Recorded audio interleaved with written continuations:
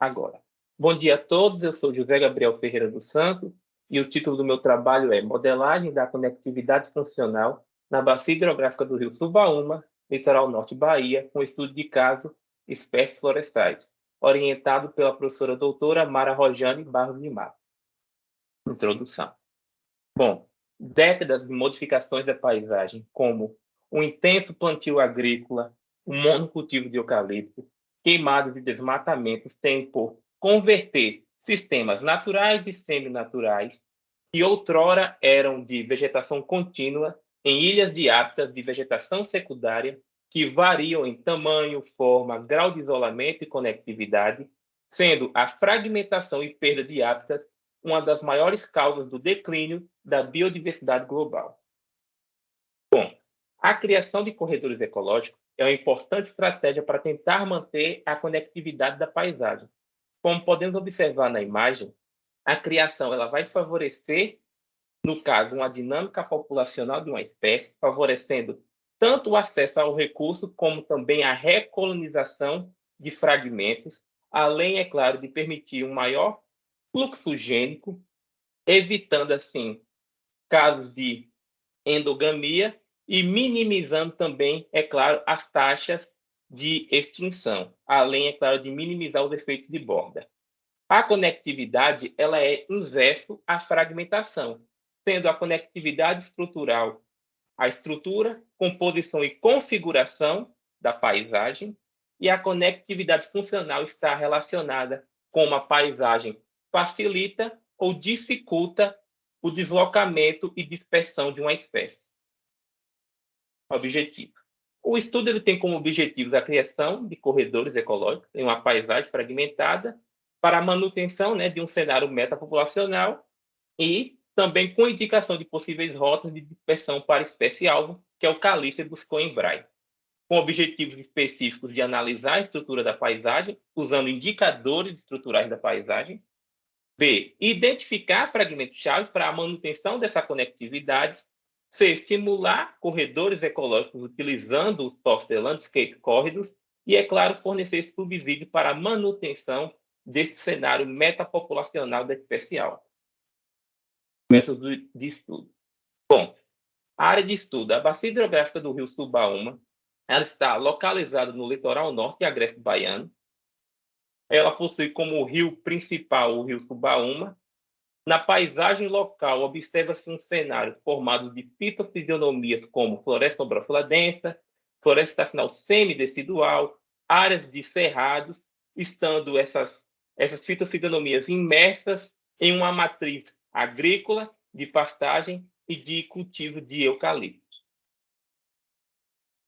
Bom, para a escolha das espécies de paisagem, primeiramente foi realizado um levantamento bibliográfico, utilizando como fontes o Google Acadêmico, o periódico SCAPES e a Scielo.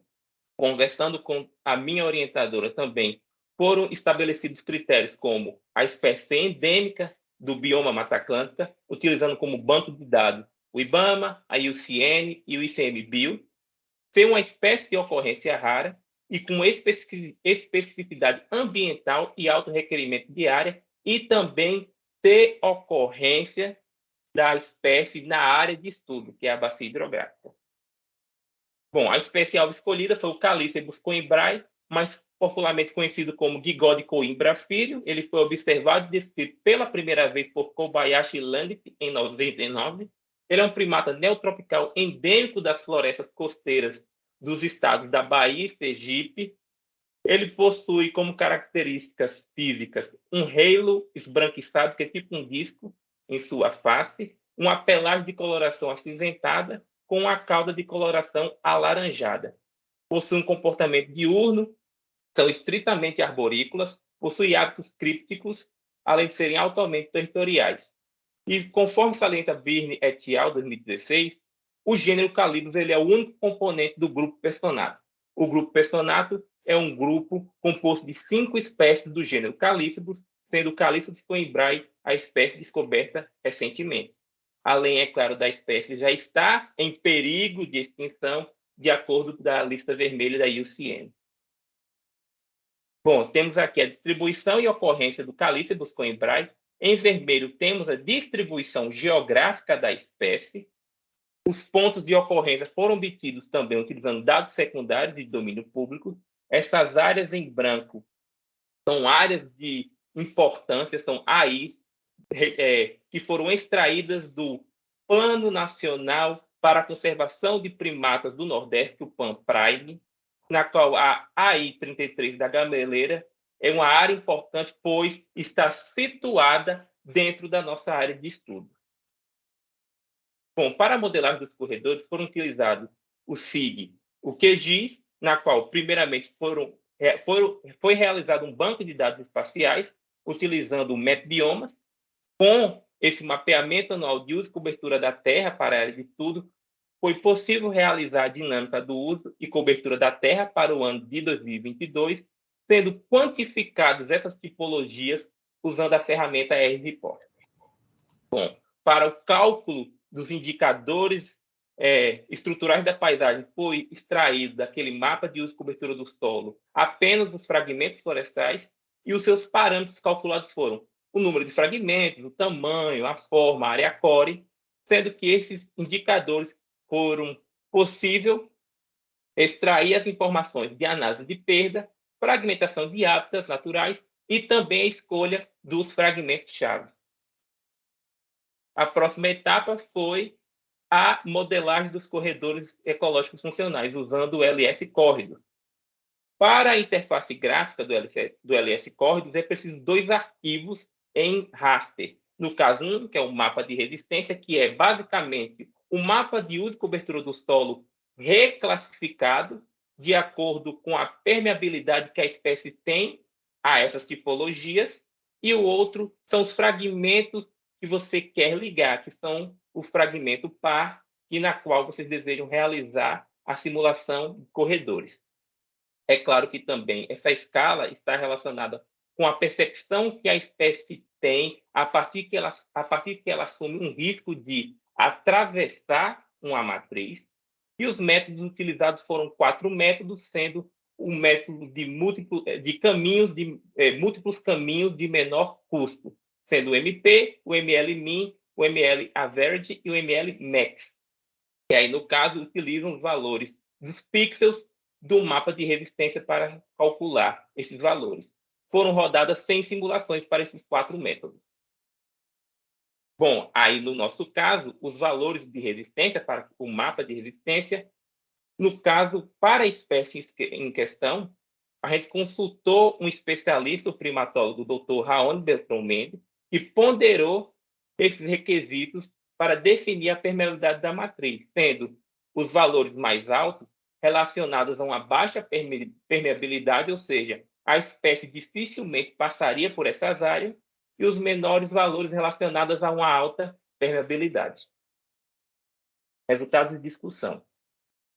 Bom, aqui temos a dinâmica quantificada das tipologias do uso e cobertura do solo, sendo que a classe predominante na bacia é de área antrópica agrícola, com 73,51%, dando destaque, mais uma vez, para a tipologia da eucaliptocultura, que se mantém presente não só na bacia, mas no litoral norte como um todo, com 35,98%, e a formação florestal, na qual possui apenas como cobertura 23,49%. Os valores das métricas que foram calculados para os fragmentos florestais infragstados, no qual apontam que esse NP é o número de fragmentos. Na bacia existem cerca de 2.853 fragmentos, sendo que mais de 80% dos fragmentos estão em um tamanho que chegam até 5%, além que o ED ele é uma métrica que calcula a densidade de bordas e comparando com outros trabalhos como de Calegari e Pirovani, esse valor de 46,43 metros por hectare está referindo um alto valor de fragmentação, pois os fragmentos que estão nessa área de estudo estão sendo influenciados por um forte efeito de borda. Os maiores fragmentos são poucos na bacia e que normalmente estão situados na porção leste da área de estudo. Lembrando que a área de vida da espécie é de 8 a 13 hectares. e imaginar que 80% dos fragmentos são menores do que 5. Bom, para cada unidade foram realizadas 100 simulações, como eu havia dito anteriormente. Utilizando para cada par de fragmentos, a gente também definiu unidades de planejamento, pois a bacia ela é cortada por malhas estaduais, federais e a ferrovia, isolando esses fragmentos. Então, foram realizadas 3 unidades de planejamento, a unidade 1 na porção leste, a unidade 2 na porção noroeste e a unidade 3 na porção oeste da bacia. Temos aqui as simulações realizadas para a unidade de planejamento 1, que é a porção leste, na qual o maior fragmento, como podemos observar, possui uma área de aproximadamente 9.100 hectares, então é a porção que possui os maiores fragmentos da bacia. Comparando os métodos de simulação de corredores ecológicos, o método MP ele foi o método mais consistente para a criação de corredores para a espécie-alvo, que no caso é uma espécie florestal, como podemos observar na imagem. Já o MLMIN e o MLMAX, ou o MLMIN, perdão, ele demonstra a tendência a criar corredores ecológicos que se revela mais adequado para espécies generalistas que presumem assumir um risco em atravessar de um fragmento até o outro recurso. Lembrando que esse fundo amarronzado é uma matriz de eucalipto e essa cor creme é uma matriz agrícola. Também o MLA Verde também realizou bons corredores para a conectividade desses fragmentos. A unidade de planejamento 2, que está na porção noroeste, ele tem praticamente não teve diferença mínima entre o MLMIN e o MLMAX, sendo que o MLA Verde ele concentrou de acordo com RSFI, que é a frequência que a rota ela passa, indicando áreas mais específicas para se colocar em corredores. Aproveitou, é claro, as manchas que estão espalhadas pela bacia, porque não é apenas a questão de terem do fragmento ter ou não área core, e sim a importância que esses stepstones têm em possibilitar o deslocamento também da espécie. E a unidade de planejamento 3, que infelizmente é a mais degradada, que é na porção oeste, para muitos que conhecem e trabalham, esse fragmento é o fragmento da patioba, e no qual os resultados indicam que, em termos de resistência à dispersão, tanto os métodos MLMIN e o MLMAX eles apresentam semelhanças notáveis. Novamente, vale destacar que para as 3 unidades, o MP foi o mais adequado para a espécie específica. E as considerações finais, que os resultados obtidos nas análises identificaram áreas com maior potencial para o estabelecimento de corredores ecológicos, ou seja, o software cumpriu com o propósito de simular rotas para corredores ecológicos. Os indicadores estruturais eles apontaram a importância do fragmento na porção leste, como eu havia mencionado, que é o maior fragmento na bacia, e um dos poucos remanescentes que poderiam sustentar populações de aproximadamente 2.700 indivíduos da espécie Calice buscoibrae. E uma medida proposta é a criação de unidades de conservação, né, para um uso mais restrito e reservas particulares do patrimônio nacional, que é a RPPN.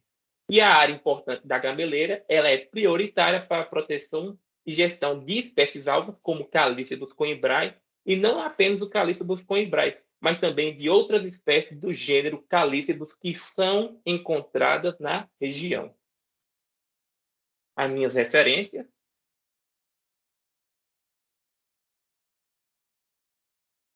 Meus agradecimentos. É meu último IC e agradeço muito ao NEB pela oportunidade de ter vivido e experienciado a vida acadêmica. A minha orientadora, a doutora Mara Matos. Muito obrigado, foi uma honra. E isso é, falando realmente do fundo do meu coração, foi uma honra e um privilégio ter trabalhado com a senhora durante todos esses anos, durante esses 4 anos de IC. Espero mais na frente podê-la reencontrá-la. Aos professores, o doutor Raoni Beltrão Mendes, que foi uma pessoa assim, muito solista, nos ajudou muito com esse trabalho, e o doutor também Renato Richard Hilário, pela disponibilidade em fornecer os dados que contribuíram para a pesquisa, a minha companheira e meu braço direito, Leide, além dos meus amigos e os colegas da universidade. Agradeço a todos que também assistiram essa minha apresentação e ao NEB pela infraestrutura e a CNPq PIBIT pela concessão da bolsa. Obrigado a todos e